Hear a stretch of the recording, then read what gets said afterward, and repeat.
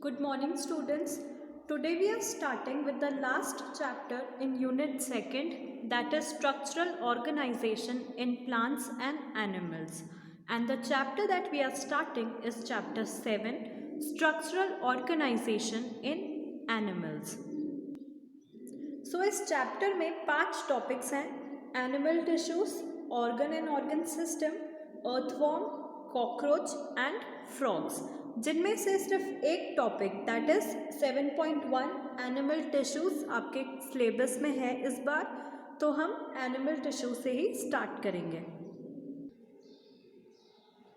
Multi cellular organisms में जो sales होते हैं वो कलेक्ट होकर ग्रुप बनाकर टिश्यूज बना लेते हैं। फिर टिश्यूज का ग्रुप ऑर्गन्स बनाता है और बहुत सारे ऑर्गन्स फिर मिलकर ऑर्गन सिस्टम बनाते हैं और फाइनली फिर ऑर्गन सिस्टम से ऑर्गेनिज्म बनता है। तो इस चैप्टर में जो हमको पढ़ना है वो सेकेंड स्टेप है, that is tissues. Okay, so in multicellular organisms, a group of similar cells along with intercellular substances perform a specific function. Such organization is called tissue. Tissue क्या होता है? जब एक ऑर्गेनिज्म में सिमिलर सेल्स मतलब मिलते जुलते सेल्स एक ग्रुप बना लेते हैं जिससे कि वो एक स्पेसिफिक फंक्शन परफॉर्म कर सकते हैं, फिर तो उसको हम बोलेंगे टिश्यू। स्पेसिफिकली अगर एनिमल टिश्यूज़ की बात करें तो ये टिश्यूज़ 4 टाइप के हो सकते हैं। Animal tissues are of 4 types: epithelial, connective, muscular and neural tissue. So इन चारों टिश्यूज़ को हम डिटेल में स्टडी करेंगे। स्टार्ट करते हैं एपिथेलियल टिश्यू से। एनिमल्स में एपिथेलियम टिश्यूज़ जो होते हैं वो उनके बॉडी पार्ट्स पर लाइनिंग या फिर कवरिंग प्रोवाइड करने का काम करते हैं। एक लाइन की तरह या फिर एक कवरिंग की तरह जम जाते हैं बॉडी पार्ट्स के आसपास, और जो सेल्स होते हैं एपिथेलियम टिश्यूज़ के वो कंपैक्टली पैक्ड होते हैं और उनके बीच में कोई इंटरसेलुलर स्पेस नहीं होती। जैसे कि आप डायग्राम में देख सकते हो, ये सेल्स हैं, न्यूक्लियस है, 2 सेल्स के बीच में कोई स्पेस प्रेजेंट नहीं है, वो बिल्कुल कंपैक्टली पैक्ड होते हैं, तो इनके बीच में कोई स्पेस नहीं होती। ये होते हैं एपिथेलियम टिश्यूज़। जो एपिथेलियम टिश्यूज़ होते हैं उनको मेजरली हम 2 कैटेगरी में डिवाइड कर सकते हैं: simple epithelium and compound epithelium. जो सिंपल एपिथेलियल टिश्यू है वो एक ही लेयर से मिलकर बनता है। किसकी लेयर? सेल की लेयर। सेल की एक लेयर अगर मिल जाती है तो वो सिंपल एपिथेलियम टिश्यूज़ हो जाते हैं, और ये जो लाइनिंग होती है या कवरिंग होती है वो ज़्यादातर कैविटीज़ पर होती है, डक्ट्स पर होती है और ट्यूब्स पर होती है। कंपाउंड एपिथेलियम में जो लेयर्स होती है सेल की वो 2 से ज़्यादा लेयर होती है, ठीक है, और ये प्रोटेक्शन का काम करते हैं। जो सिंपल एपिथेलियम टिश्यूज़ होते हैं उनको हम फिर से 3 कैटेगरीज में डिवाइड कर सकते हैं: स्क्वैमस, क्यूबॉइडल एंड कॉल्यूमनर। जिनमें से कॉल्यूमनर जो है वो 2 टाइप के होते हैं, सीलिएटेड और सिंपल। हम स्टार्ट करते हैं सिंपल स्क्वैमस से। जो सिंपल स्क्वैमस एपिथेलियम टिश्यूज़ होते हैं वो ब्लड वेसल्स की लाइंस पर मिलते हैं, और जो लंग्स में सैक होते हैं वहाँ पर भी ये वाले टिश्यूज़ मिल सकते हैं। ये न्यूट्रिएंट्स के एक्सचेंज को परमिट करते हैं, जो वेस्ट होता है और जो गैसेस होती है उसके भी एक्सचेंज को परमिट करते हैं। ये इनका काम होता है। अब हम बात करेंगे सीलिएटेड कॉल्यूमनर एपिथेलियम की। ये सेंसिटिव एरियाज में मिलते हैं जैसे कि ट्रैकिया, ब्रोंकाई और यूटरस में। इनका मेन फंक्शन होता है एब्जॉर्प्शन और सिक्रीशन। जो सिंपल क्यूबॉइडल एपिथेलियम टिश्यूज़ होते हैं वो किडनी ट्यूब्यूल्स और ग्लैंड्स की लाइनिंग पर मिलते हैं और इनका मेन काम है सिक्रीशन। ओके, सिक्रीशन के अलावा ये रीएब्जॉर्प्शन भी करते हैं। वाटर और स्मॉल मॉलिक्यूल्स जो भी प्रेजेंट होते हैं उनका रीएब्जॉर्प्शन। और लास्ट जो सिंपल कॉल्यूमिनर एपिथेलियम है वो एक्चुअल में स्मूथ होते हैं। जो पहले हमने पढ़े वो सीलिएटेड थे, उन पर सीलिया जैसे स्ट्रक्चर्स प्रेजेंट थे, लेकिन ये सिंपल होते हैं, स्मूथ होते हैं। और ये एपिथेलियम जो है वो डाइजेस्टिव ऑर्गन्स जितने भी हैं उन सबकी लाइनिंग्स पर मिलते हैं। इनका मेन फंक्शन होता है न्यूट्रिएंट्स को एब्जॉर्ब करना और म्यूकस को प्रोड्यूस करना। ओके, ये हो गए इनके फंक्शंस। अब जो स्क्वेमस एपिथेलियम होता है वो एक सिंगल लेयर से बनता है जिसके सेल्स फ्लैटेंड होते हैं और उनकी बाउंड्रीज जो है, जैसे कि आप डायग्राम में देख सकते हो, वो इरेगुलर होती है।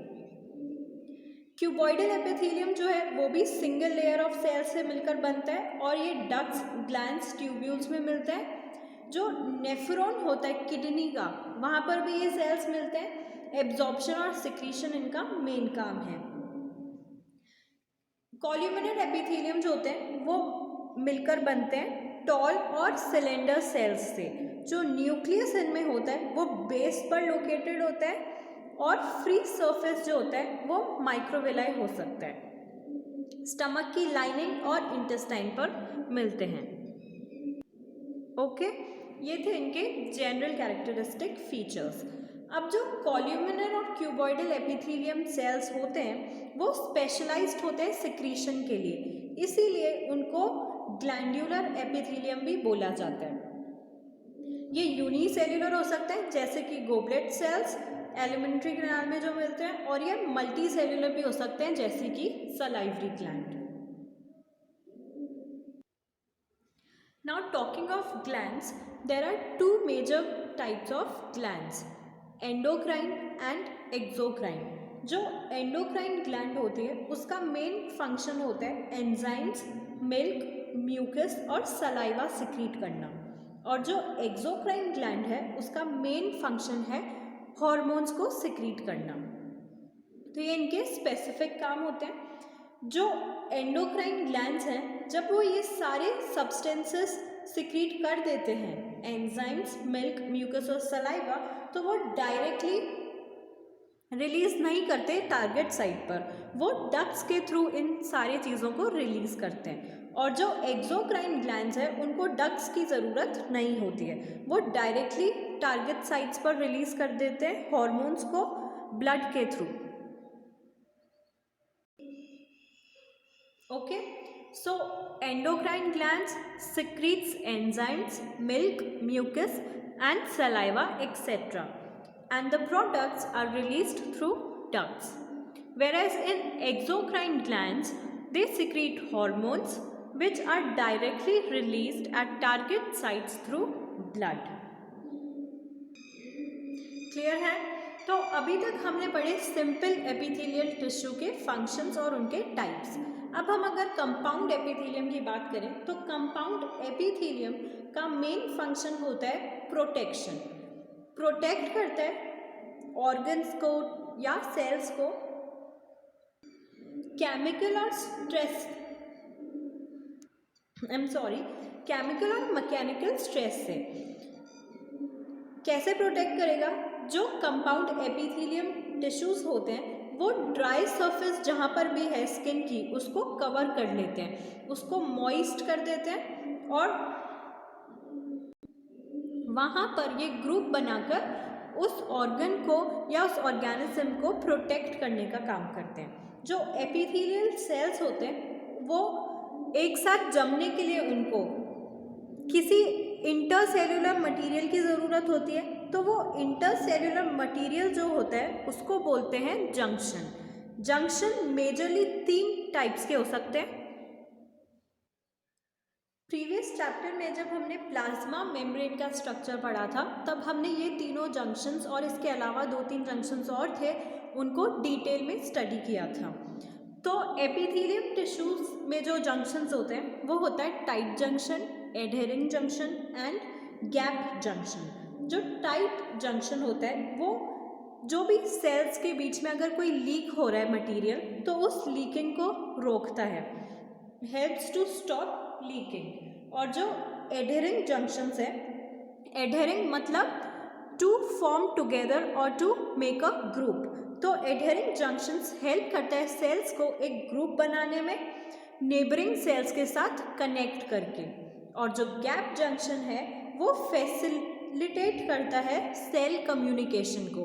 दो सेल के बीच में अगर कोई भी कम्युनिकेशन होने की ज़रूरत होती है तो एक गैप जंक्शन जैसा स्ट्रक्चर वहाँ पे फॉर्म हो जाता है। मतलब जो सेल वॉल है, जो प्लाज्मा मेम्ब्रेन है, वहाँ पर एक गैप आ जाता है और वो दोनों सेल्स को कनेक्ट कर देता है ताकि उनमें कम्युनिकेशन हो। तो ये तीनों जंक्शंस होते हैं कंपाउंड एपिथेलियम टिश्यू को, जो हेल्प करते हैं सेल को प्रोटेक्ट करने में। Okay, so this is all about epithelium tissue. Now we will move forward to connective tissue in the next video.